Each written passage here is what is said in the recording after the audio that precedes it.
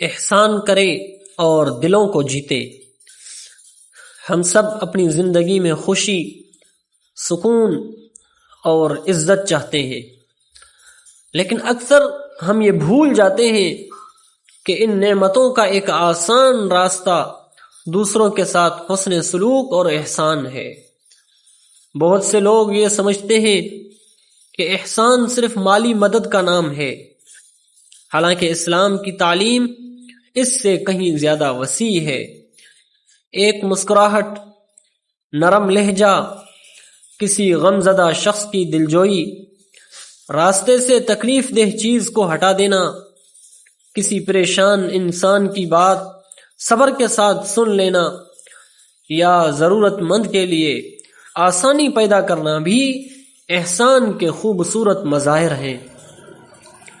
احسان دراصل انسان کے بلند کردار کا آئینہ دار ہوتا ہے۔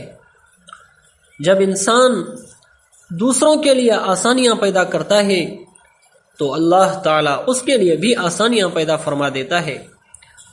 جو دل دوسروں کے درد کو محسوس کرتا ہے، اللہ تعالیٰ اسی دل کو اپنی خاص رحمت اور سکون سے نواز دیتا ہے۔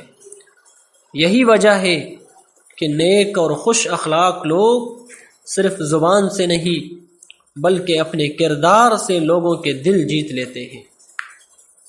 آج کا معاشرہ بے شمار مسائل کا شکار ہے۔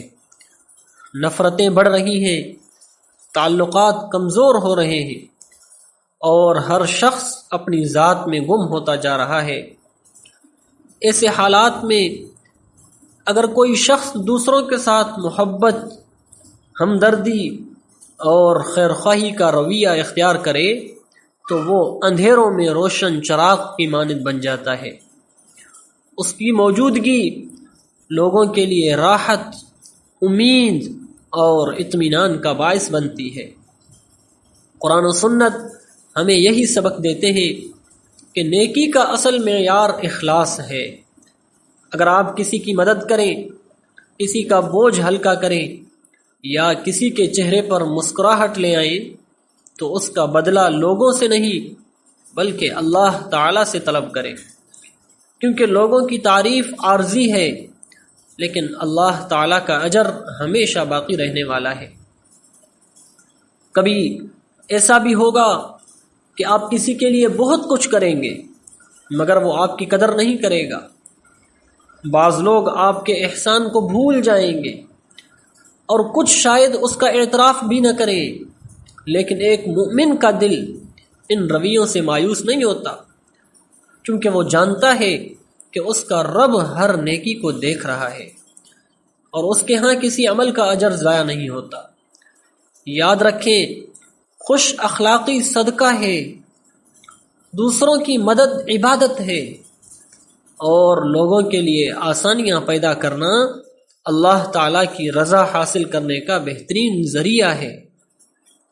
جو انسان اپنے لیے نہیں بلکہ دوسروں کے لیے بھی جیتا ہے وہی حقیقی معنوں میں کامیاب ہوتا ہے۔